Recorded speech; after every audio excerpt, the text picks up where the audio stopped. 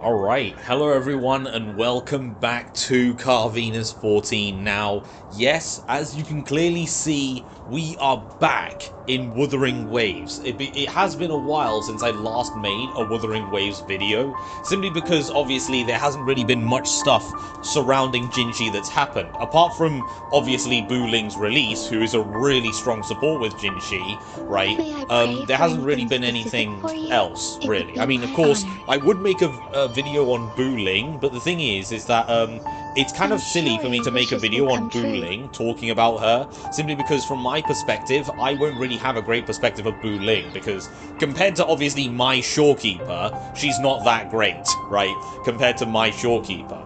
So, yeah, if I was to make a video on Ling, I would probably be very heavily biased towards Shorekeeper than Ling. My viewpoint would be skewed, and that's why I don't really want to make a video on Ling, which is hence why I haven't actually made one. I mean, as the Jinhsi guy, I probably should make a video on her, but I can't trust my own judgment to really to make an informative video for you guys, hence why I haven't. Now, today's video, everyone, is basically another showcase video on my own personal Jinhsi. Now, as you all know, I am pretty much a dedicated Jinhsi main. I've mained Jinhsi since the very beginning of the game. I got her in patch 1.1, and I've basically made her as strong as humanly possible. I don't actually think there's much more I can do other than echo min-maxing, but obviously, that's a pain, right? So yeah, doing that is quite difficult, and I haven't really been able to make Jinhsi any stronger than she has been for the last few months, basically. Yeah.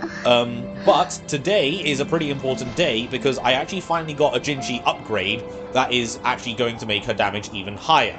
So I kind of wanted to do a before and after comparison on Jinhsi with the new team. So yeah.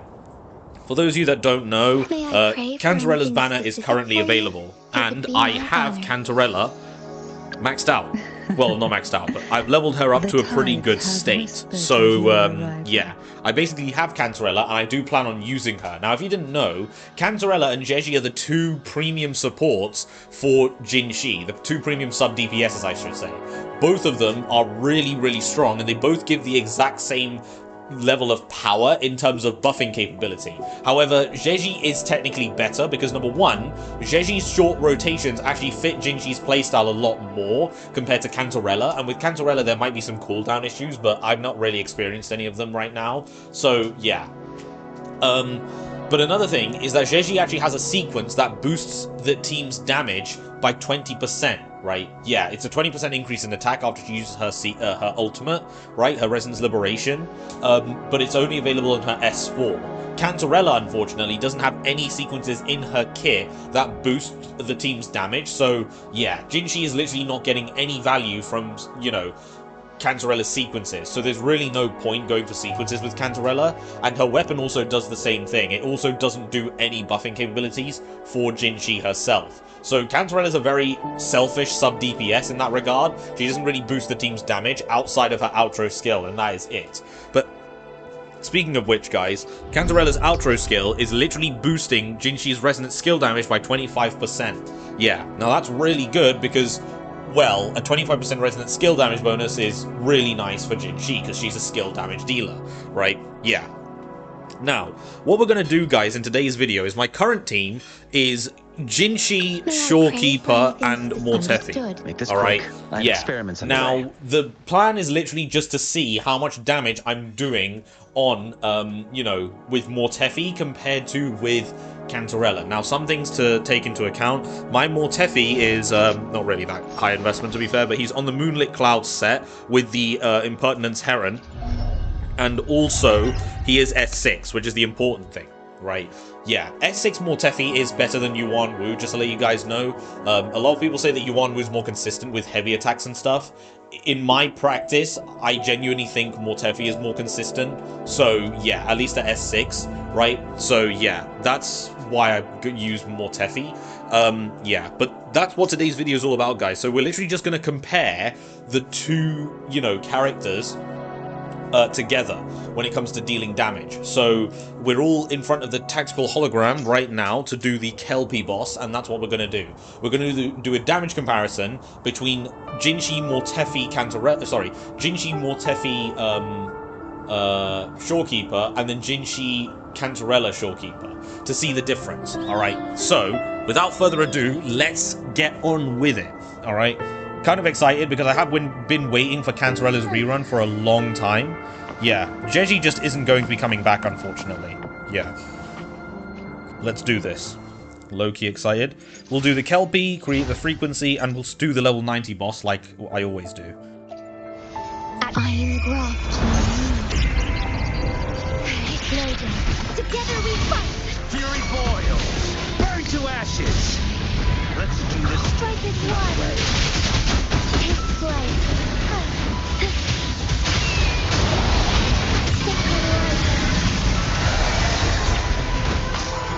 1.27. Banish all fight.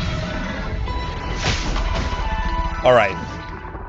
So, as you can all see, 1.27 million. 1.279 million. Alright. Now what we're going to do is we are going to change the team. So we're going to go from Mortefi to Cantarella. Shall we take a walk? What do you mean by that? Anyway, let's swap over the echo sets as well. I'm literally just going to swap over Mortefi's sets because because the set differences aren't really that, well, the set differences is just nothing really. So where is Moonlit Cloud? Where's Moonlit Cloud? There it is. I'm just blind, I guess. Replace.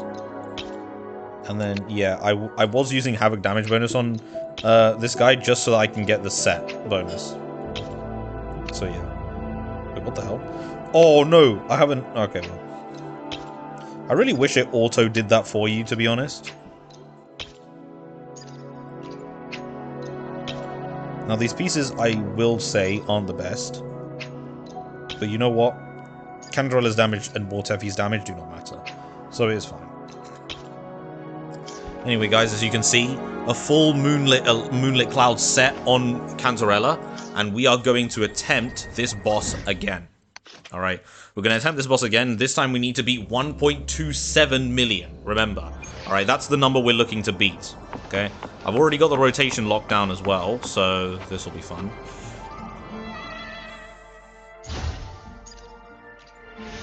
At your astral modulation. Loading. Strike as one. Take a breath and right here. Sleep. In the whispers of silence. I am whispering this sensation.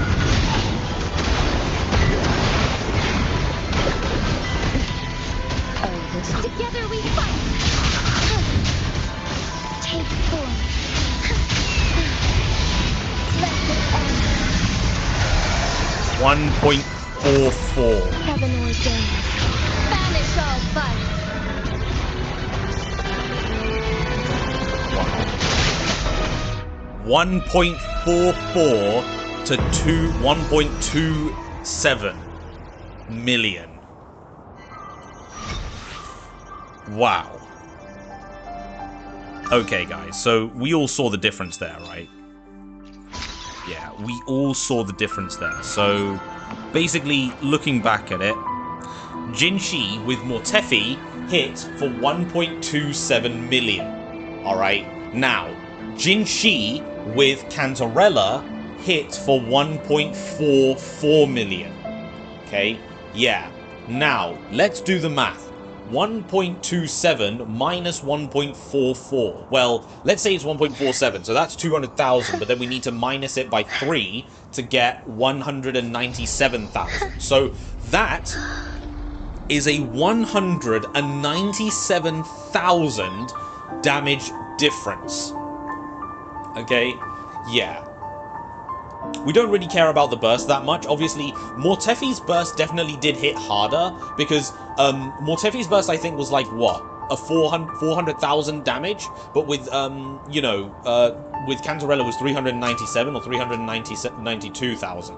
Makes sense because Cantarella only buffs you know, what's it called? Cantarella only buffs skill damage, whereas Mortefi is a generalistic attack buff. That's why the ultimate hit harder, or the Resonance Liberation hit harder.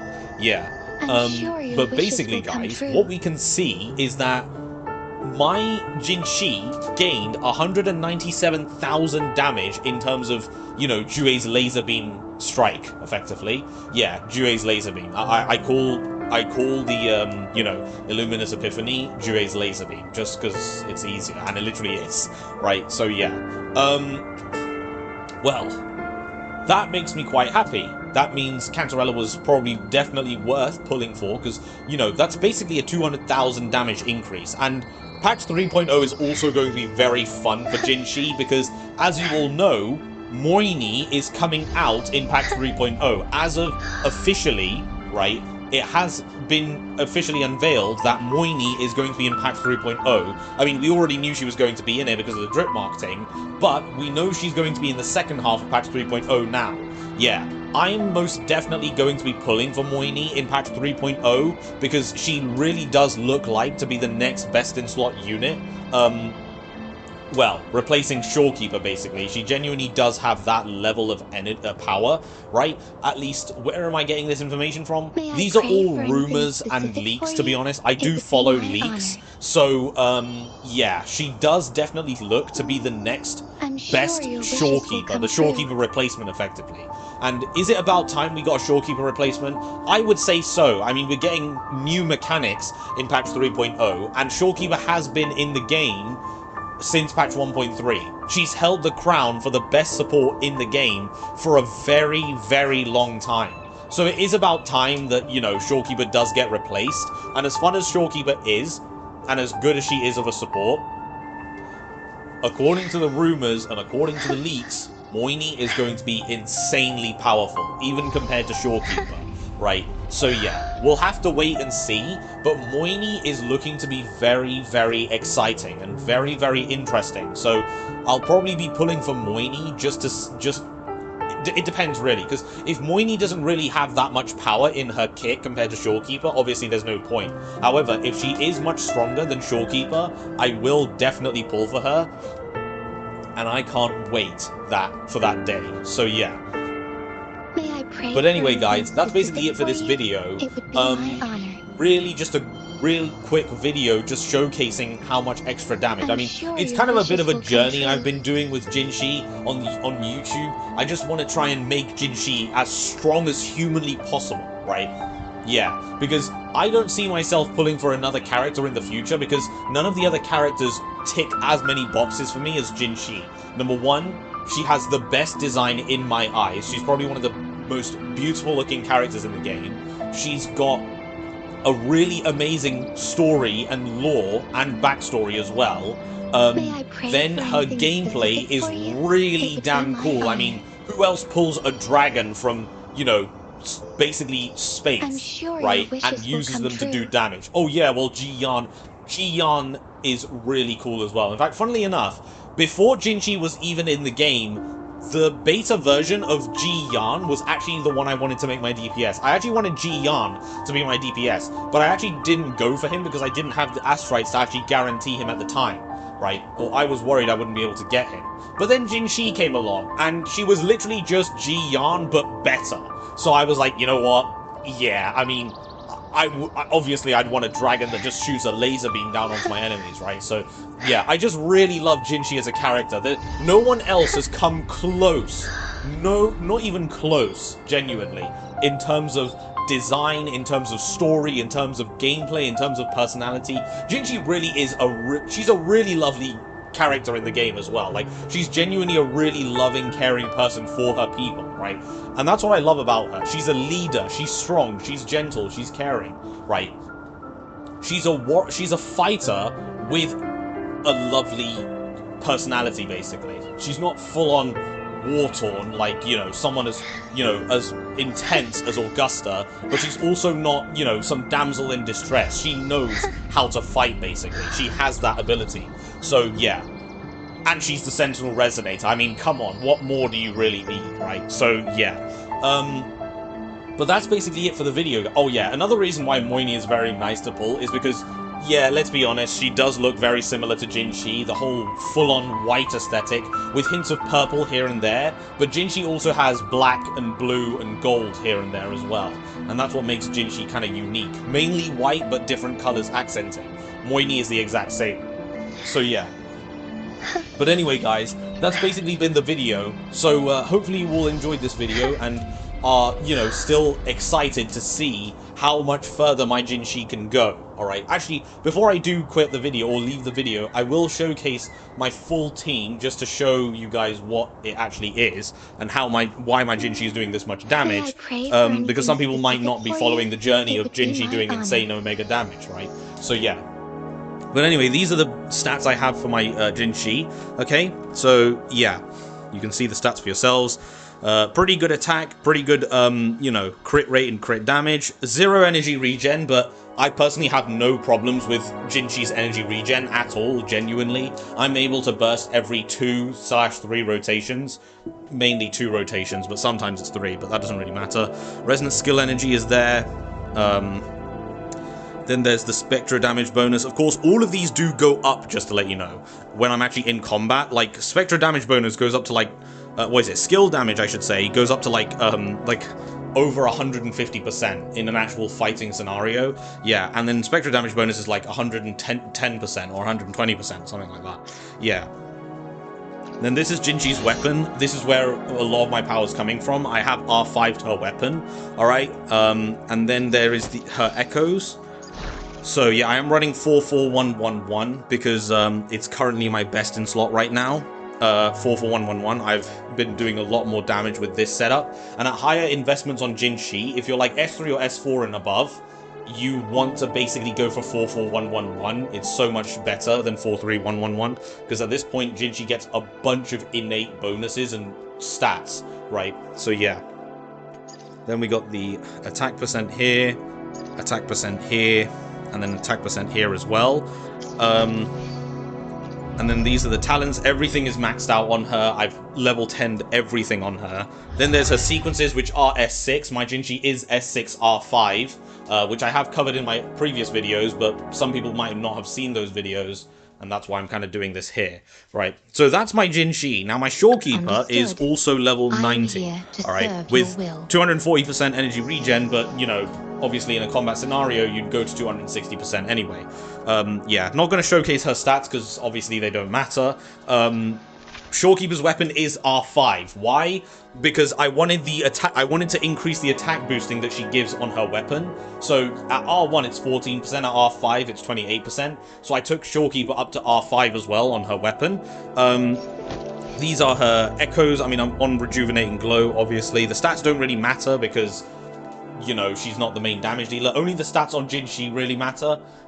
For Shorekeeper herself, it's just her healing, realistically, that matters, and her HP, and I've already gotten that. Talents. I don't bother to level up my support characters above level 6 for their important ones, because, you know, at that point, level 6 is the stopping point before they need, you know, like, what's it called?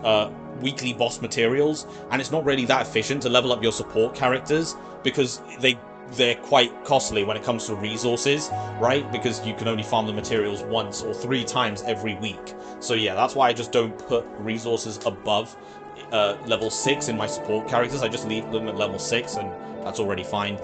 Damage, yeah, sure, not really a lot of damage, but Jinhsi is the main source of damage, right? So yeah, it's more efficient to do it this way, I find.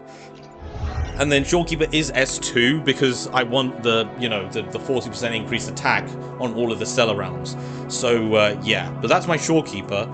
And now for Cantarella, I mean, Cantarella is not too bad either. I am using a pretty criminal weapon on Cantarella, to be fair. I'm using Variation on her. I know. No one uses Variation on Cantarella because, you know, you kind of want a more offensive weapon on her, like an offensive 4-star, an offensive 5-star. I don't care. Cantarella is just there to give me the outro skill. So the faster I get her Concerto energy, the faster I can get her off the field. field, you know what I mean? That's basically my plan. So, yeah, I don't really want her on the field for that long, and it gives a bunch of energy regen, so yeah. Artifact, she's on the Moonlit Cloud set, obviously, so yeah, there's no real reason for me to go through those. Talents, also, once again, level 6 on everything but basic attack, because you're never using basic attacks for Cantarella in her combo, or her rotation, I should say, so I just left that at level 1, but everything else I leveled up to level 6. And then for sequences, well, Cantarella sequences, like I said, they don't do anything for Jinhsi. They literally do nothing for the team's damage, so I just left her at S0. I didn't bother going for her weapon either, because her weapon also does nothing for the team. So yeah, but that is basically it, guys. May I pray? That is literally it for the builds, for the team showcase, and, well, I can't wait. That's all I'm going to say. I cannot wait for Moini, because I honestly think Moini is going to be a really strong unit, and a lot of people, and according to the rumors and leaks, they're already saying that Moini is literally just Shorekeeper, but if Shorekeeper was on steroids, and Trenbolone, and Turkish Stone, and Creatine, and all sorts of other types of performance-enhancing drugs, basically. That's how strong Moini is compared to Shorekeeper. Now, of course, we won't really know anything until the actual information comes out properly, but there's a very high chance this is going to happen, because these people have never really gotten anything wrong. So, yeah. You know what? I'm kind of excited. I'm kind of excited because I want to see how much further I can actually go with Jinhsi. How much further can I actually go with her until she ends up being a weak character? Because even now, Jinhsi is still an insanely strong character. She really is. Jinhsi is not weak at all. She's really, really strong, genuinely. She's still a top 10 DPS, right? She is very much still a top 10 DPS in the game. And remember, she was the queen of DPS at one point in the game. So, yeah, the strongest DPS of 1 point, this character, Jinhsi. And I'm going to be honest, Jinhsi probably took over the entire game the most compared to all other characters. I don't think anyone else had a true DPS presence other than Jinhsi. Yeah, Kartathea is currently the strongest damage dealer in the game, along with Augusta, but Jinhsi was completely unrivaled. Absolutely unrivaled. No one came close, right? Maybe Camellia, but honestly, Jinhsi was just easier to play, and she also got her damage faster than Camellia, right? So even in that case, it wasn't really much competition, even with Camellia. Only Carlotta came along and really dethroned Jinhsi when it came to damage. But yeah, I'm gonna be honest, guys. In my eyes, Jinhsi is still the best character in the game. And I'm going to carry on using her until someone else comes along and ticks all of those boxes that Jinhsi does. I'm sure your wishes that's the will only come real chance I see Jinhsi being dethroned as my personal favorite DPS. But until then, guys, that is effectively it. I have been Carvenus14 and Salam, and subscribe because we are going to be doing some more Jinhsi videos whenever she gets considerable upgrades in the future. New echo sets, maybe a new weapon, maybe her best in slot sub DPS will actually finally come out at that point, because remember, Jinhsi still doesn't have a best in slot sub DPS. Zheji has been taken by Carlotta, and Cantarella has now also been taken by Frolova. So, I'm sure your wishes you know, will come we true. don't really have anyone for Jinhsi. Hopefully they do, because they also gave Ji Yan his best in slot sub DPS. I mean, Chircona came out, then Jian got an insane amount of flavor and taste coming in from Yuno, right? She made Jian even stronger as well, because, you know, Yuno is a massive heavy attack buffer, and Jian can use her very well. Yeah, so, and also Chi Yuan, right? He also buffs heavy attack damage, and also some aero damage as well, I believe. Yeah, so Ji Yan, who came out in patch 1.0, now also has better sub DPSs. Jinhsi is the only patch 1 character, even patch 2 character, right? Jinhsi is the only character in the game that genuinely doesn't have a best in slot sub DPS or a best partner that they work really well with. She just doesn't, right? Well, she doesn't have one who's been taken by another team or another person, right? Yeah. So hopefully in patch 3.0 they do give Jinhsi her best in slot sub DPS. Hopefully. Alright, fingers crossed they do. But yeah, until then, let's keep on hoping that Jinhsi will finally get the characters that she needs. Alright, new echoes, new weapons. She might honestly start coming back in the meta again. But until then, guys, I have been Carvenus14 and Slam, and I hope you all enjoy the rest of your day. I will see you all very, very soon. Merry, Merry Christmas, and a very Happy New Year to you all. Goodbye.